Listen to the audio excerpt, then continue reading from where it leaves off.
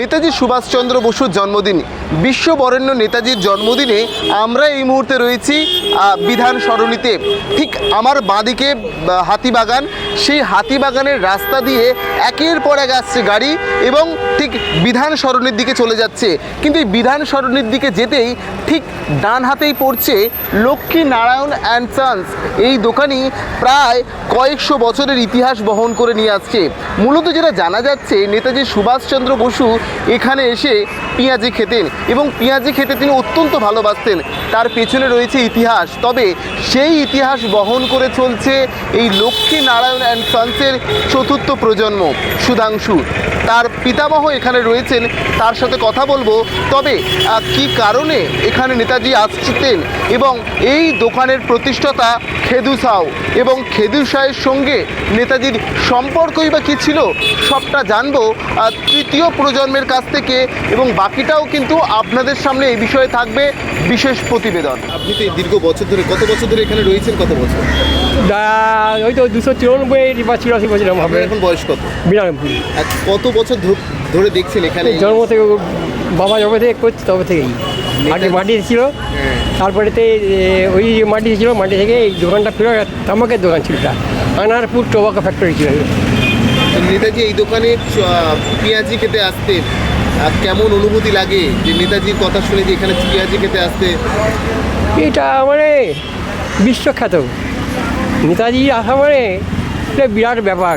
হ্যাঁ, উনিও তো ভগবানের সন্তান, দেশের জন্য যুদ্ধ করে করেছেন আমাদের। আমরা হাতিমুখে কথা বলতে পারছি, যে আমরা সবাই দাঁড়িয়ে কথা বলছি, তাদেরই আজকে বাংলার মনীষীদের আপনি বলুন, তাদের জন্যই তো আজকে ভারতবর্ষ, তাদের নিয়েই তো ভারতবর্ষ গঠিত হয়েছে। আজ তারা যেন লাঞ্ছিত অবাঞ্ছিত হয়ে গেছে, তাদেরকে একটা সম্মান জানানোর ক্ষুদ্র এবং শিখিয়ে দেওয়া হচ্ছে, বলে দেওয়া হচ্ছে এই নামটাই, সেখানে তার নামটা পাল্টে ছক্কা মক্কা এইগুলো। আচ্ছা, নামটা কি? আমার নাম রাসবিহারী ভট্টাচার্য। আচ্ছা আচ্ছা, ঠিক আছে। প্রায় 1942 সাল থেকে ধারাবাহিকভাবে চলছে পছন্দের খাবার, নেতাজির পছন্দের খাবার সকলের হাতে তুলে দেওয়া। এবং লক্ষ্মী নারায়ণ অ্যান্ড সন্স প্রায় 1942 সাল থেকে আজও ধারাবাহিকভাবে আমি দেখাবো যে 4 রকম যে আইটেম রয়েছে, বেগুনি, আলুর চপ, পেঁয়াজি এবং আরও একটা চপ রয়েছে, ফুলুরি রয়েছে। এবং ফুলুরি না থাকলে অনেক সময় ফুলকপি চপও দেওয়া হয়। এবং ধারাবাহিকভাবে সেই চপ সকলের হাতে তুলে দেওয়া হচ্ছে নেতাজির জন্মদিন উপলক্ষে। এবং আমার সাথে রয়েছে তৃতীয় প্রজন্ম কৃষ্ণবাবু। আমি কৃষ্ণবাবুর সাথে কথা বলবো। কৃষ্ণবাবু, ধারাবাহিকভাবে চলছে নেতাজির আবেগ, কেমন অনুভূতি? নমস্কার। এই দোকানটা স্থাপিত করেছিলেন আমার দাদু খেদু সাউ 1918 সালে। তখন এই দোকানটা ছিল স্বাধীনতা সংগ্রামীদের ইনফরমেশান সেন্টার। এইখানে খবরাখবরি আদান প্রদান হতো, কেউ চিঠি চাপাটি দিয়ে যেত, সেটা আমার দাদু পৌঁছে দিতেন, এই ধরনের কাজ হতো। আর দ্বিতীয়ত, কারোর বাড়িতে সেই সময় গুপ্ত মিটিং হতো স্বাধীনতা সংগ্রামীদের 10 জন 12 জন। সেই সময় আমার দাদু বরাত পেতেন তেলে ভাজা মুড়ি আর চা। খবরের কাগজ বিছিয়ে ওর মধ্যে মুড়ি ঢেলে তেলে ভাজা সাজিয়ে মাটির ঘরে চা দিয়ে দিতেন, সবাই খেতেন আর মিটিং করতেন। এই দুটো কাজ আমার দাদুর ছিল এই দোকানে। এরমভাবে উনি অনেক স্বাধীনতা সংগ্রামীকে তেলে ভাজা খাইয়েছেন। একটা মিটিংয়ে উনি সুভাষবাবুকেও তেলে ভাজা খাইয়েছেন। তারপরে সুভাষবাবু যখন স্কটিশ চার্চ কলেজে পড়তেন তখনও এই দোকানে এসছে। আমার দাদু ওনার প্রতি এত মুগ্ধ হয়ে গেলেন যে ওনাকে ভগবানের মতন মানতেন। ওনার জন্মদিন পালন করলেন 1942 সাল, ব্রিটিশ সময়।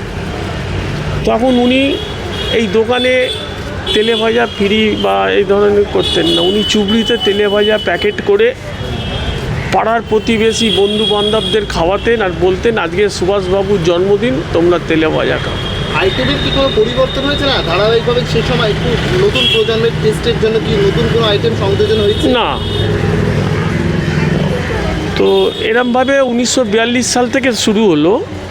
তারপর যখন দেশ স্বাধীন হলো 1947 সালে, তখন এখানে বোর্ড লাগিয়ে 23শে জানুয়ারি নেতাজির জন্মদিবস উপলক্ষে তেলে ভাজা ফ্রি।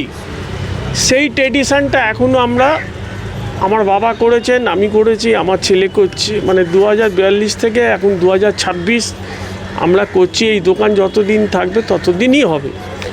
আর দ্বিতীয় কথা, যে ট্রেডিশনটা দিয়ে শুরু হয়েছিল পার হেড 4টে করে, সেই 4টে করে 4 রকম তেলে ভাজা তখনকার দিনে, আলুর চপ, বেগুনি, পেঁয়াজি, ফুলুরি আর ফুলকপি 5 রকম হয়, 4 রকম করে দেয়া হয়, 4 পিস করে।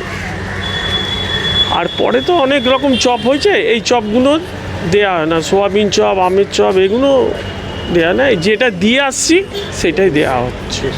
আর চপের দাম এখন সর্বোচ্চ আর সর্বনিম্ন কত আছে? 10 টাকা পিস। আপনার নামটা বলুন। আমার নাম হচ্ছে কেষ্ট কুমার গুপ্ত, দ্বিতীয় প্রজন্ম। তৃতীয় প্রজন্ম। খেদু সাউ এই দোকানের অন্যতম কর্ণধার, এবং যে সময় গুপ্ত বৈঠক হতো নেতাজি সুভাষচন্দ্র তখন স্কটিশ চার্চ কলেজের ছাত্রাবস্থায় এই দোকানের সঙ্গে যোগ, তারপর দীর্ঘ অনেকটা বছর আজও পর্যন্ত প্রথার কোনো অনিয়ম হয়নি।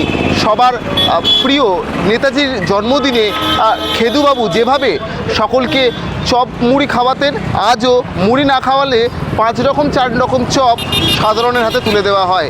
অর্থাৎ সেই বিষয়টা অত্যন্ত নস্টালজিয়া আজকের দিনে দাঁড়িয়ে, সে কথা বলাই বাহুল্য। ক্যামেরায় শিবসুন্দরের সঙ্গে দেবরাজের রিপোর্ট, জজবাত 24 বাংলা।